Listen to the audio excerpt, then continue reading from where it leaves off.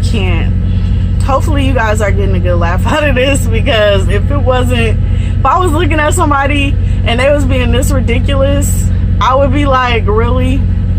But the fear is serious, y'all. It's real.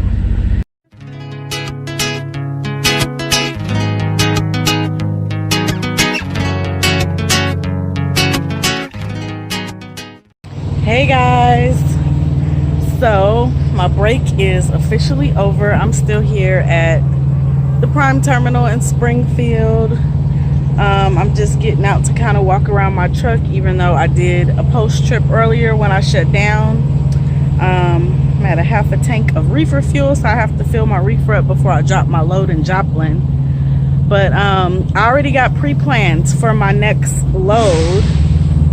Ooh, that was a loud sound that didn't sound too good. Hopefully nobody hit anything, but that's what it sounded like. But I already got pre-planned on my next load, and I am picking up in Carthage, I think I'm saying that right. Carthage, Missouri, and it's one of those cave loads, and I am pretty sure that it's that first cave that I went to that was super tight on like my third load or something. I'm a little bit like, why do I gotta go there? But then in a way I'm kind of like, okay, because you know, now I have the experience, so I in my head remember it being super tight. But I was a new driver back then. I mean, I'm still a rookie driver, but I'm not a new driver. So in a way I'm kind of like, why do I gotta go there? But then in a way I'm kind of looking forward to it, because I want to see, is it really as tight as it seemed back then? And how well am I gonna maneuver, you know, like a year and a half later? Because that was like, I think I went there like May of last year, so it's not quite a year and a half later, but over a year later. So yeah, I'm kind of looking forward to it. But I pick up there early tomorrow morning. I think I will try to set up my camera and my dash, and people always ask me, what do I use to film my drive footage? And it's my phone. I actually have two phones, because the same exact phone, LG G6, I love this phone. I like it for the camera. Now some people that are like Samsung users or iPhone users, you're not going to agree with me, but I like the camera on this phone. The LG cameras, I really like them. I've had LGs for a while, but I seem to like when my phone, the reason why I have two of the same phone is because my phone actually cracked while I was out here on the road a couple months ago. So I think like 2 home times ago I had ordered a phone, and I was gonna upgrade because now they have the LG G8. So like they've had the G7 and they have the LG G8, just came out a couple months ago. Maybe not even a couple months ago, maybe like a month and a half. Yeah, 2 months ago about.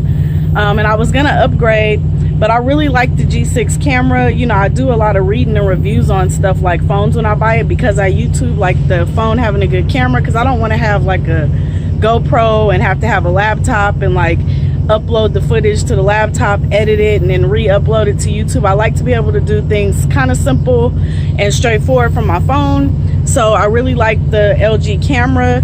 Some of my videos aren't as clear as they could be, and it's because my phone actually shoots in 4G, but when I use Power Director as an app, and I guess I'll just tell you guys this for the people that want to know like about how I edit and stuff. I use Power Director, which is a program that you can put on your computer or laptop or whatever if you like edit that way. But they also have an app for your phone that you can download on Android, the Google Play Store. I don't know if they have one for iPhone, because I don't use an iPhone, so I assume that they probably do, but I don't want to say that for sure because I don't know. But I use the Power Director mobile app, and that's how like I piece my clips together and do my transitions and stuff like that. I don't do anything fancy editing. Basically I just use it to piece. I take different clips. You guys know how I post. I take clips throughout different places and I post them together as one video. So that's the only reason I really ever started using a video editing app, not really to like do any fancy editing, but more as a tool to use to piece the clips together so I can post like one longer video versus like a 2-minute video and a 3-minute video. Like I post them together and make like a 15 or 20-minute video. So but that's what I do. I use my phone and I use Power Director, but I like to be able to do everything straight from, I love this background. I'm like, yeah. But I love to do everything kind of just to be simple, especially being a truck driver. You're on the truck, you don't have a lot of space. Some people like to pull out their laptop and get all fancy, and their GoPro and their drones, and all of that is nice. I love watching those videos, but that just doesn't fit into the way I do things. Like I like to straightforward talk to y'all, upload the clips, upload it to YouTube. But anyways, my phone, in case anybody's interested, because I'm saying this phone has a good camera and it actually shoots the videos clearer than what you guys see them on YouTube. I don't actually know how it looks on your end from like, I don't know, some of my videos when I'm watching them back, they look kind of a little blurry, but that might actually be to my reception and not to the way the video quality is. So I'm not sure how it comes across for you guys on your devices. But if it looks kind of blurry, it's not really speaking to the quality of my phone camera. What happens is when I upload my clips to Power Director, I have to render the video, which turns it into one file, and then I re-upload it to YouTube. So the higher quality video that you render, the longer it takes. And sometimes and like when you're rendering your video, you can't really use your phone, because if you get out of the Power Director app, a lot of times, sometimes it goes all the way through and it will render the video and save it as a file, but a lot of times when you come back to it, it'll say this video stopped and you'll have to start over to render it. And if you upload or render a video in like 4K, Ultra 4K, I think is what Power Director, my phone shoots in Ultra 4K, and Power Director allows you to render videos in Ultra 4K. Am I saying that right? 4G is like the internet, 4K is the video quality, right? I think I'm saying that right. But those videos take forever. Like normally my videos now take maybe 20 minutes or so to maybe not even that long. It depends on how long the video is too, and like how many transitions you have or how many clips. Like all of that stuff kind of adds into how long it takes to the process to go. But right now I would say it doesn't really take me longer than 20 minutes to render a video and have it ready to start uploading it to YouTube. One time I tried to do it in Ultra 4K because, you know, my videos are shooting in that, so I was like, hey, I can make it super crisp. Yes. But when I went to upload it, it was like an hour and 40 minutes or something later, and it was still at like 60% or something. So I still had like at least another probably 50 minutes, and that would have been like over 3 hours. Yeah, I think it would have been like over 3 hours. And I was just like, you know, this ain't worth it. I'm like, I don't want to be sitting here, you know, because mind you, you can't use the phone. So if somebody calls you, you get a message from Prime, whatever is going on, you can't use your phone, because every time you interrupt the app, the Power Director app, it will make you start rendering it over again. It'll like kind of stop what it's doing and you'll have to start over. And sometimes you need your phone, you know, or you might be at a shipper and like, okay, I got time, and then all of a sudden your load's done, you got to do your departure call, and here your video's not finished it's not finished rendering.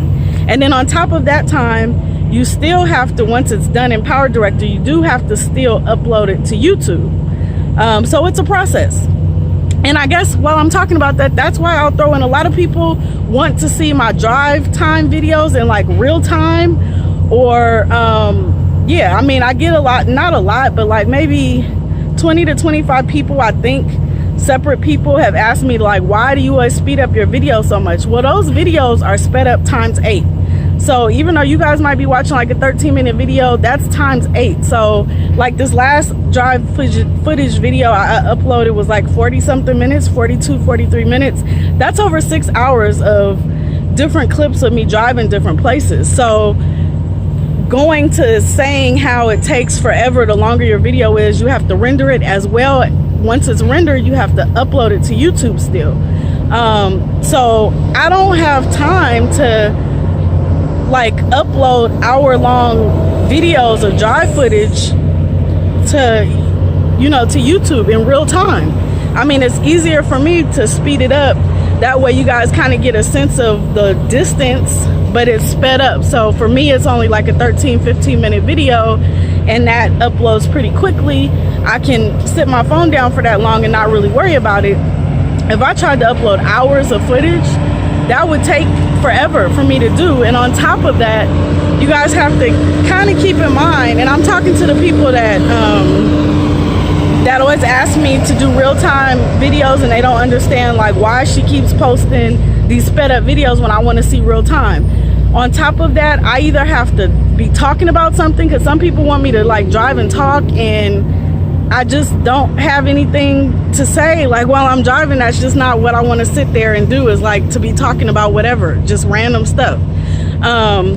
Or I have to put the music clips, like the, you know, like the instrumental clips. Or I did the one video that had like Vito the singer, which I really like him, by the way. Not him, but I like his music and how he remixes the song or whatever.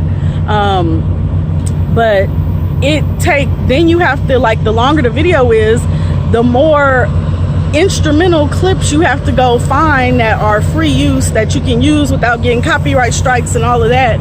And you have to add them in, and like those are only like 2 minutes, 3 minutes each. So if I got like an hour-long video, I have to download all of that stuff to my phone, and those are files that are sitting on my phone, taking up space on my phone.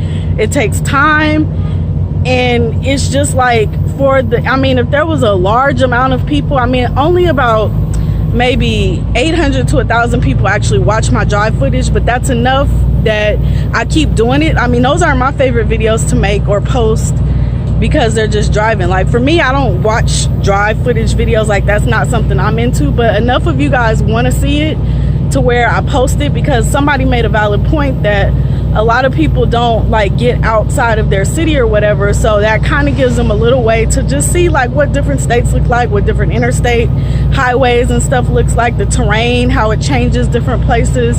So, and that was like, okay, I can get that, I dig that. So I don't mind. I mean, it's sitting up in my window. Now that I have my second phone, I use my second phone, so I actually only upload those videos because my second phone is not hooked to a network. Like I use T-Mobile.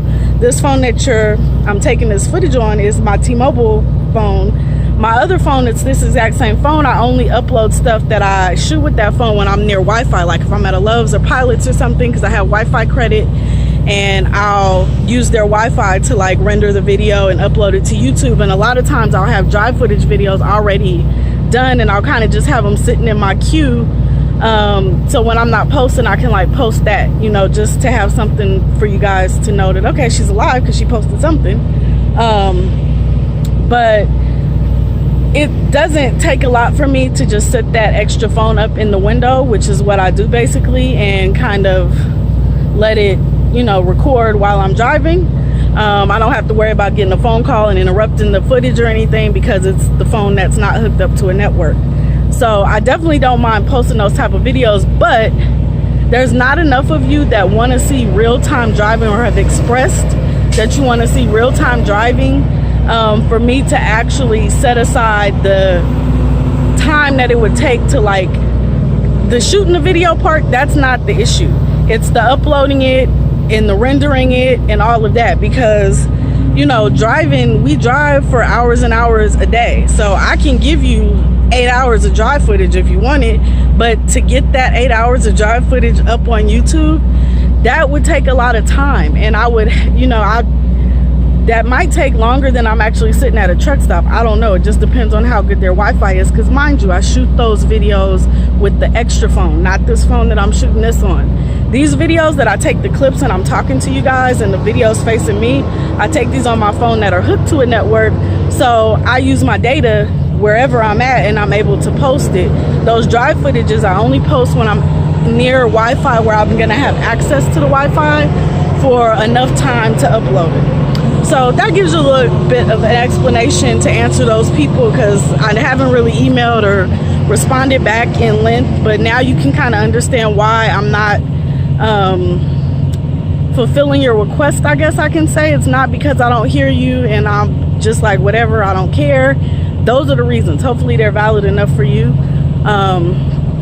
If enough people express the want for real time, but then that would be like, do y'all really want to see 65 miles per hour for like hours and hours? Like, I can't imagine anybody wants to see that. And some people want to hear. Like, it's weird to me. Some people are like, I want to hear the noises. Like, I don't know. I mean, it's not like I'm shifting and stuff. Like, I don't know what noises you're wanting to hear. But, and I have my windows rolled up while I'm driving. Like, you're not hearing the outside. Like, you're hearing me and Stewie talk and sing to ourselves. Like, I'm not sure what you're expecting to hear. But if enough people tell me they want real-time drive footage, like, it would have to be like a couple hundred people for me to actually take the time to actually upload that amount of footage, because I can't imagine that you want just 15 minutes of me driving, because that would just be 15 miles. That's nothing. That's not really showing you anything. I mean, for real time to actually count, it would have to be miles and miles and miles, which is hours and hours and hours. Are you actually going to sit there and watch hours and hours and hours? That's the thing. It's a lot easier to watch something sped up by 8, you know, because those couple hours turn into 10, 15 minutes. But anyways, I'm gonna stop rambling. I will check in with you guys probably not when I get to Joplin, but I will definitely put my camera up in the windshield, and I will check in with you guys tomorrow morning when I pick that load up in the cave, and I'll try to take a cave video of me going in and backing up and stuff.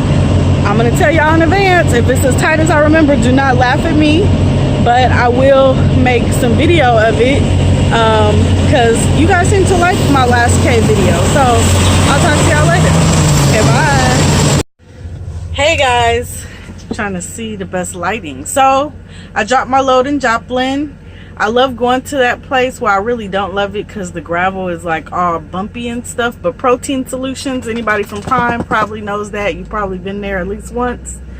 But I dropped that load in Joplin. The one good thing about it is it's always a dropping hook, so you don't have to get live unloaded, or at least I never have, and I've been there a handful of times. And I fueled up my reefer, and I am here at the caves. You can't really see well because it's dark out here, but I checked in. Obviously it's nighttime. My load doesn't pick up until 7 in the morning. They were kind enough to give me a hand-drawn map of the cave, so hopefully I don't get lost tomorrow. And it's actually upside down, but those pink places are how I go in, where about I might dock, and then the office to go get my bills. I kind of remember coming to this place, like really the big thing I remember is that it was tight in there, down there, under there, however you want to put it. But I don't really remember like the turns and stuff. Sometimes these caves can be tricky, just because in between the cave, like even on the last cave video, this is not the same place. That last video that I posted where you saw me driving through the caves, that was actually I think it was a craft cave. Maybe it wasn't craft. I think it was though, but it was in Quincy, Illinois. This is in Carthage, Missouri. So this is a different cave. This was my first cave experience, and I remember it being tight, and like they have these, like, what do they call it? Like cave posts. Like they're not metal posts, they're part of the cave, like where they have to keep it, I guess, to keep the support to the top of the cave, and you're kind of driving in between these things. You'll see it in the video tomorrow, but that's super tight, and that makes caves kind of tricky because it's not just like when you go down there, it's just a big open space with docks. That's not how it works. There's all these, like, I know there's a name for like the poles, the natural poles that are made as they clear out the cave, like they leave some of the cave and it's like a barrier or whatever. So you're having to maneuver around those, and that makes cave driving, that's the difficult part. That's the part that probably most people don't like about going to caves. I mean, some people have the issue of being underground. That really for me isn't so bad, but it's the barrier things that are like everywhere there's not a lot of open space. So like if you make a wrong turn, to try to have to like maneuver your truck, the length of your truck, like turn it around and get going. And once you like kind of get disoriented, if you get yourself turned around, you can end up going down the wrong way or whatever. So, you know, if you're going in a cave, especially, I was joking with the guy, I was like, he said, have you been here before? And I said, yeah, this was like my, I think, second or third load ever, like when I was a new driver on my own. And so he was saying, yeah, Prime sends a lot of people to come here and it's their first load. And he's like, this is no place for somebody's first load. And I agree, because I mean, it's one hand, it's kind of cool, because if you get through it without hitting anything, doing any damage to their property or to your trailer and your truck, then it kind of definitely gives you the confidence to go to the next shipper, because it can get worse, but it very rarely will get worse than coming into these tight caves. I mean, I have been to a few places that are super tight that are just regular on, ground level, but for the most part, if you can do the caves, you can do the basic shippers and receivers that we go to. So it's kind of a confidence booster if you're good at backing and maneuvering your truck. You can come out and be like, man, if I could do that, I can do whatever. But if you are completely not confident about maneuvering your truck or backing, or you're kind of still shaky because you're new, and that's, to be expected, this is not a good place. So for those people who come to caves and it's like your first couple of loads within your first, few loads, or if you've had super easy loads like Walmarts and stuff, which are usually really big facilities and kind of, and they give you a lot of backing room, definitely just go slow. Go slow. Like, don't get down there and, like, if there's somebody behind you or whatever, feel like you have to rush because other people are waiting for you. Because like I said, if you make a wrong turn, it can be really difficult, especially for a rookie, to get out of it, one, without racking your nerves. Like, your nerves will be shot. And if you don't have like an empty dock or something where a truck's not backed in, where you can kind of back in and get yourself out of, to try to have to maneuver and like pie slice, I call it, like where you just keep having to turn to try to like until you can get your truck turned around. It can be really frustrating and just make you feel like you want to throw your hands up and just walk and be like, forget this. So just go slow. Make sure that if you're unclear when the guard is telling you, like, go here, like how he drew this map, I understood what he was saying. But if you're not sure, like when he says your set of docks will be over here, because they have like sets of docks. So even though he might not be able to tell you you're going to be in dock 31, he can tell you that your type of load is going to be between dock 30 and 45. So those docks are here, and they kind of guide you in that direction. And once you know when they call you and you know your dock number, then you'll know exactly which dock to go to. But if you're not clear on it, or when they hand you a map, some of them don't give you a map. Some of them will call you on the phone, like you'll be in a staging area, kind of like I'm sitting now. They'll call you on the phone and they'll like verbally tell you what he showed, he told me and gave me a map for. But make sure that you ask questions before you get down there, because it's not like caves don't have places where you can just like, pull over and other people can go around you. It's usually like kind of a tight in, and then there's a lane for tight coming out. But it's like the size of one truck going in and going out. So you don't really want to block the way, although you don't want to make a wrong turn. So if you have to block the way, or maybe the person in the truck behind you that you're blocking, they might have been here before, and you can like just say, hey, I'm new.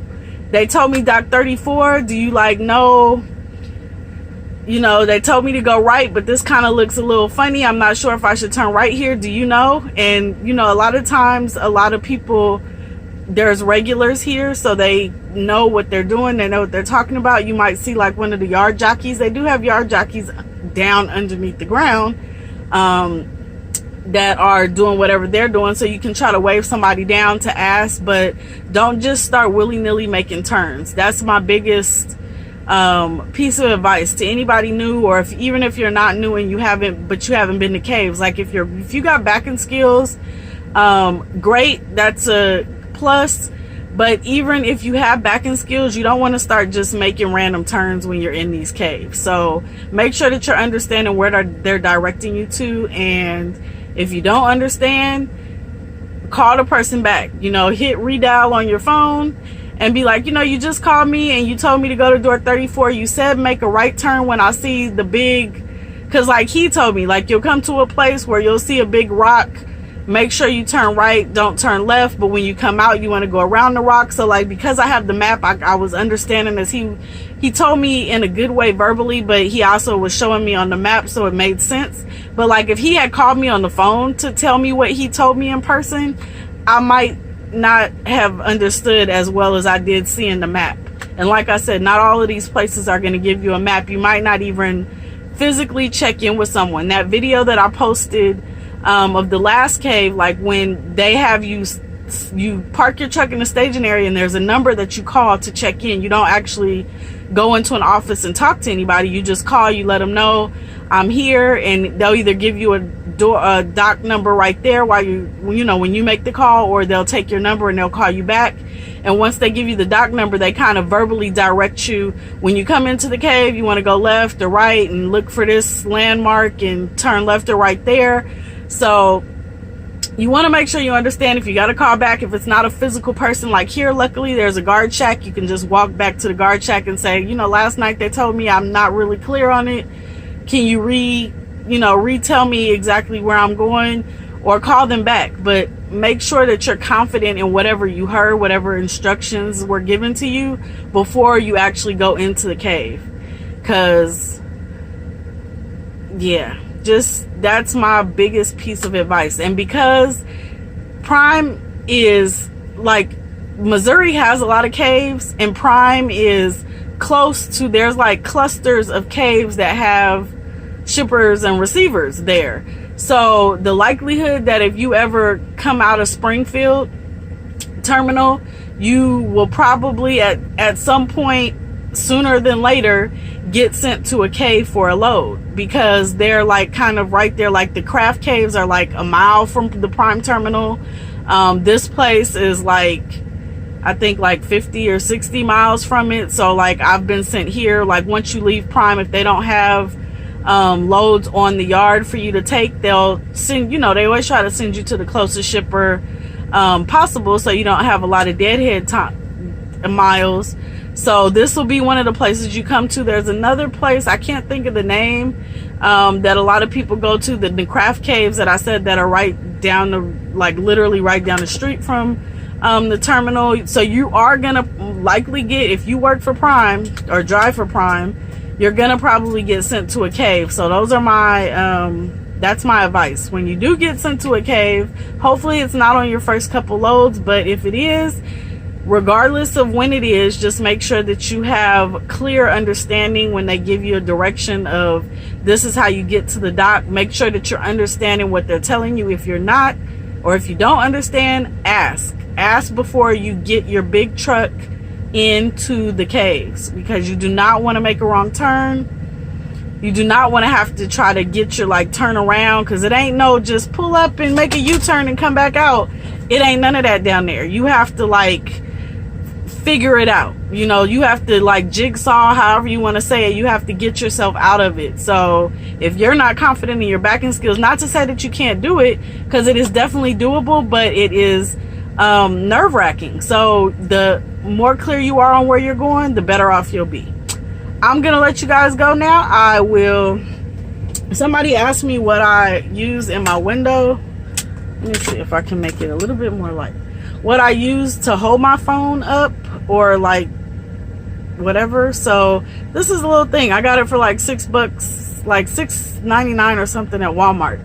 It sticks to the window and my phone goes in it. So that's what I will be sticking to the window to take my driving footage tomorrow. So I'll talk to y'all then. Have a good night, guys. Bye.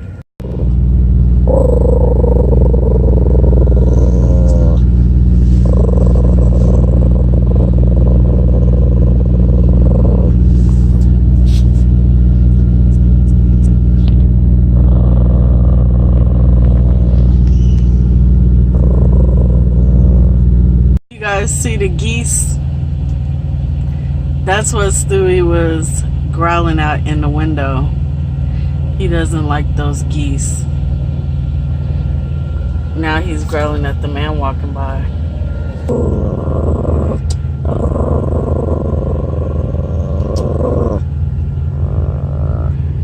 What you growling at, Stewie? This is what he does. He likes to sit in the window and growl at stuff and people and trucks.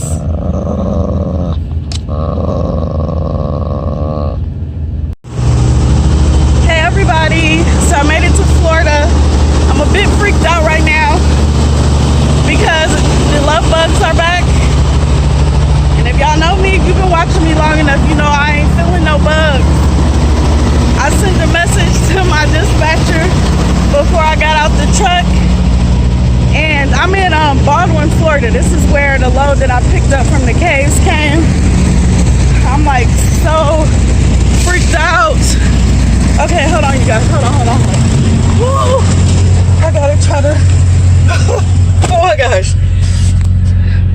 I know that there's at least 2 of them in here. Let me, I don't know. I'm gonna try to show y'all. I don't know if you can see them. I think the season just started. Like, see them on my window? I think the season just started because I didn't see any yesterday, and I didn't see any this morning. I got here at like 8 o'clock this morning and checked in at the guard gate, and I had to walk a good distance. Didn't see any love bugs. I came back to the truck. They said we'll call you when we have a door ready for you. So I like fell asleep for maybe an hour. When they called me, I woke up to start my truck and come to the dock, and there was just like a swarm of them outside of my window, and I was like, what? I can't. Like, if I would have knew it was love bug season, I would not even have accepted this load to Florida. I can't. And they just fly. Oh my God, I can't.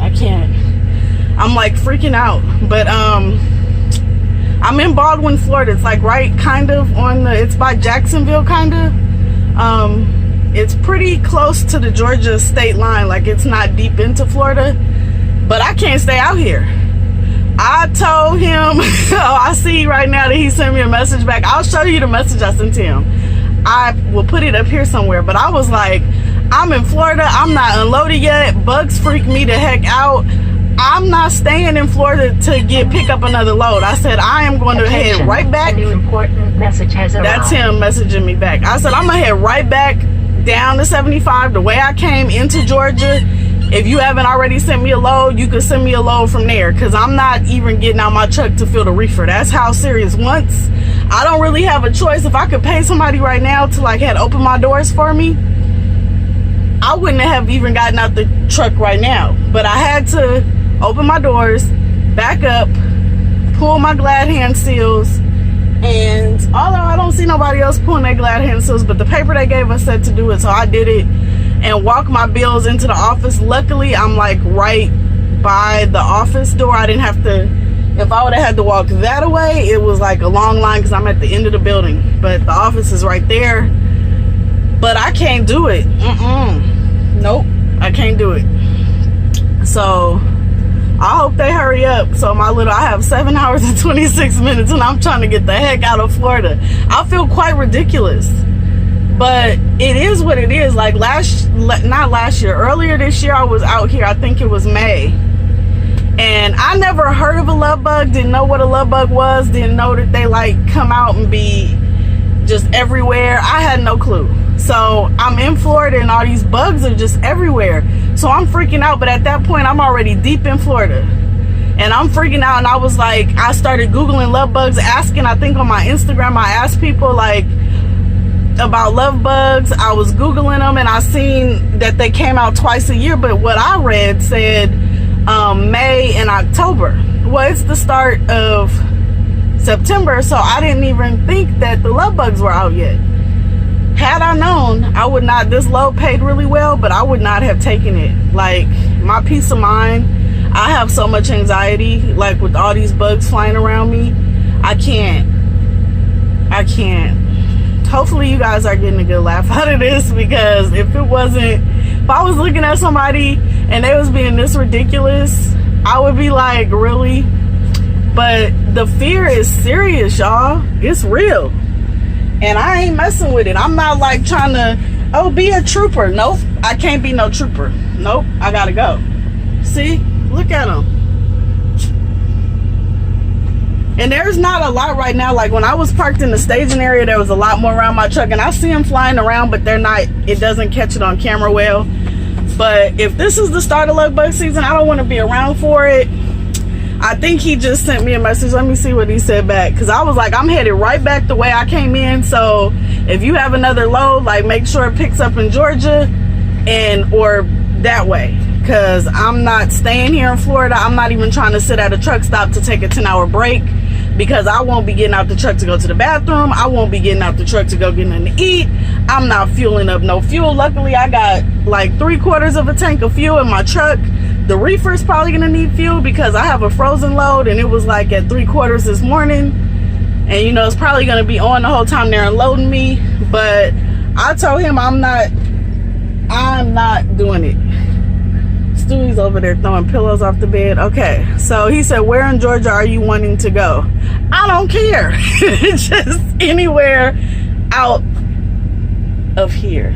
But anyways, while I have you guys, the cave load. So I guess I can show you the sticky stuff too to prove my point. But I tried to record the cave load, and I actually recorded like 45 seconds of me going into the cave. I'll put that footage right here. But I couldn't actually record it, and it kind of bummed me out because the little thing that I had showed you guys that I put in the window, the phone mount thing, the sticky stuff on the back that sticks to the window, it must have, like, because I usually just keep it in my window, and here, I'll show you. You see that sticky stuff? I don't know, can you guys see it? And I can't see what you guys are seeing, but there's like sticky stuff on my window. I usually just keep it mounted there, and if I don't have my phone in it, it just stays empty, but I'll leave it there. I guess from it being there for so long, like through me making all those dry footage videos and all that, because it's been up there for like months. I don't really take it down and put it back on. I just leave it there, and I just put my phone in and out. But the sticky stuff must have like melted and got gooey, because when I went, like, it had fell down before I went home like early August, and I wasn't planning on recording any dry footage because I knew I was headed home. So I was like, okay, I'll put it back up later, because you know, you got to position it so the plastic part that comes out, like the holder, is not blocking my camera view, so like when I do record, you guys can have a full window view. So I was like, when I'm ready to record, I'll put it back up. So I had just stored it. Well, when I put it back up that morning before I headed into the caves, like less than a minute later, it started sliding off. I tried to put it back up again, it slided off. So I figure it's the rubbery stuff.